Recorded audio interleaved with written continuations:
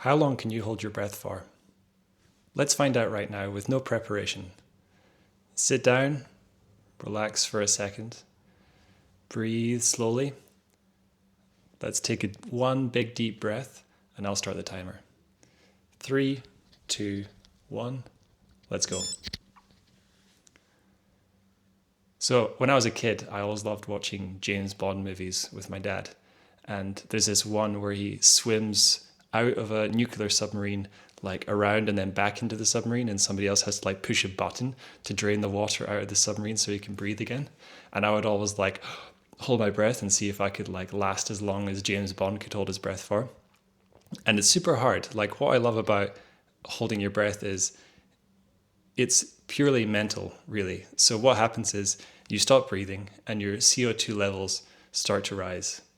We've been holding our breath now for 38 seconds, so you may start to feel this already. As the CO2 levels start to rise, you start to feel this urge to breathe. It starts to become uncomfortable.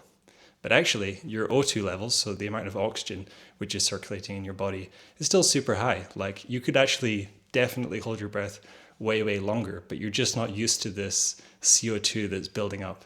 And this is what becomes uncomfortable and makes you breathe. But if you're mentally strong, you can resist that urge for way longer than you think you can. So it's a really interesting way of training discipline, I think.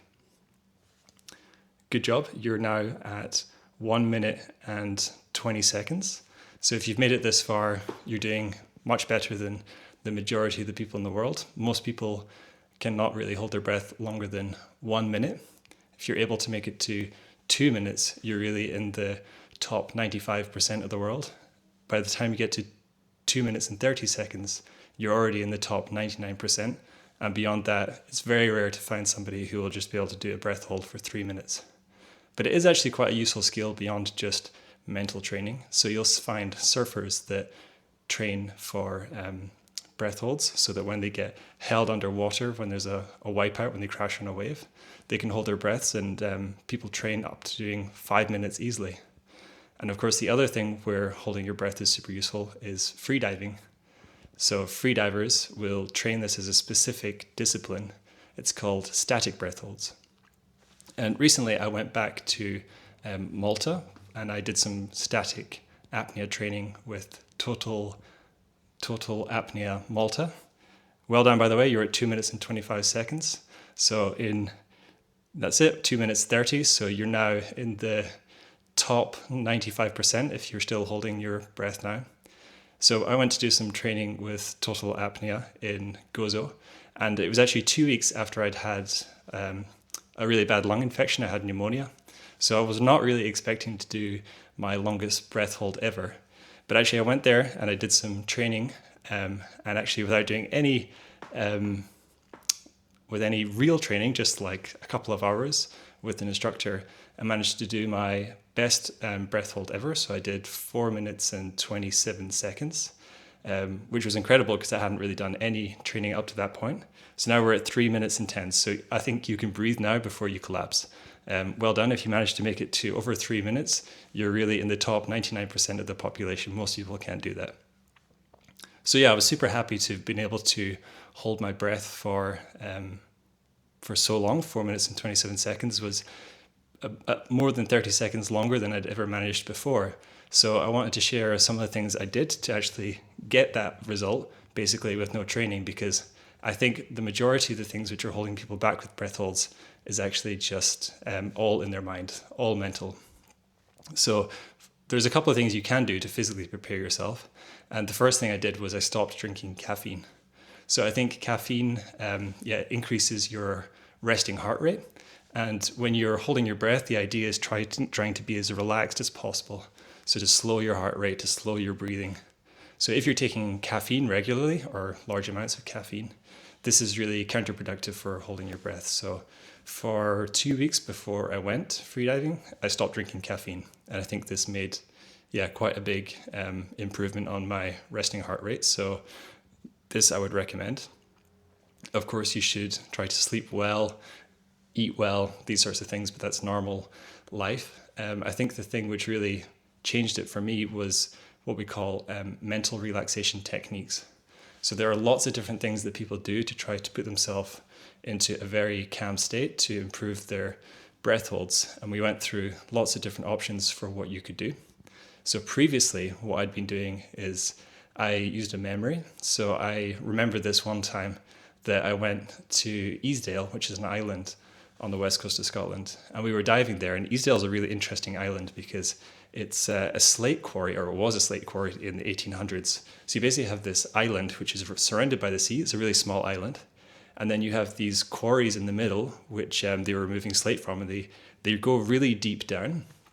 But sometime in the past, there was a really big storm, and the water actually flooded the quarries. So now the quarries are filled with water. As you have kind of like a donut island. You have like water around, and then island, and then quarry in the middle. So anyway, I was freediving in the quarries in Easdale, and I just remember this one moment when I was lying on the surface, just floating with my wetsuit, preparing to do a dive. And the sun was, I know sometimes the sun does come out in Scotland. The sun was coming from below, from above, that would be crazy. The sun was coming from above, so I felt this like really warm feeling on the front of my wetsuit, which is black, so it really soaks up the sun and gets hot. And then below I could feel this really cold water from the quarry. So like the sensation of just lying in the water and having the sun come down and the cold from beneath. This is what I focus on when I was freediving. I just imagined myself there relaxing, and this worked quite well for me. And actually I used that as a relaxation technique. I was in hospital for a couple of surgeries and things, and I used this during my recovery. It was really good. But what I did differently to go from 3:30, 3:45 all the way to 4:27 is I switched to a new mental relaxation technique, which sounds really simple, but is actually, I think, in practice quite difficult to do. And what we call it is just nothingness. So the tactic is to literally turn your brain off. There should be nothing going on in your mind. And it's very easy for some people to do and very difficult for other people to do. And I thought I was one of these people who found it really difficult. So my brain will just randomly pop up with thoughts.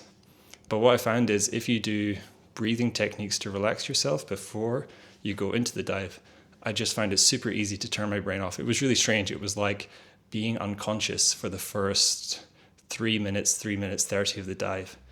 So I did my usual breathing, so sort of belly breathing for 5 seconds in and 5 seconds out. So I did 3 or 4 circles of this before I did what we do call tidal breathing, where you breathe in through your belly before you fill up your chest and then out again. And I did some cycles of this. And then the huge difference was I'd always hold my breath before on dry land. And this time I got to do the breathing cycles and the breath hold in water. And this made a huge difference. As soon as I turned over, I just tried to think about nothing. Just as soon as a thought came into my mind, I just let it pass and go. So I was just lying in the water and just feeling the currents gently moving my body. And it was really like being unconscious. Like before I knew it, I was at 3:30. Of course, I didn't know this because they don't tell you the time when you're doing a breath hold. So I kind of came back to being conscious properly when I started to feel really strong contractions. So I indicated to my spotter that I was starting to feel contractions, and we moved into a position where I could raise my head if we had to, but then I kept pushing on. And then eventually I got to the point where I got the signal from my spotter that I should breathe because it was much longer time than I'd ever done before. So I came up. I had slightly blue lips, so this is like a sign that I'm on the verge of hypoxia, but no, I was still completely conscious, no mental fog, nothing. I felt very clear and focused on what I was doing. And then as soon as I took a couple of breaths, the blue color went away from my lips. So yeah, this is the thing which changed for me, is using nothingness as my mental relaxation technique. And so now I managed to do 4.5 minutes with no training, and after having pneumonia 2 weeks before, I really want to push to see if I can get myself to 5 minutes. I feel like an increase in 30 seconds is quite a long increase, but I think it's definitely doable. So that's going to be my challenge for the future. So yeah, I hope that this is useful for you if you want to also try to join me on getting a longer breath hold.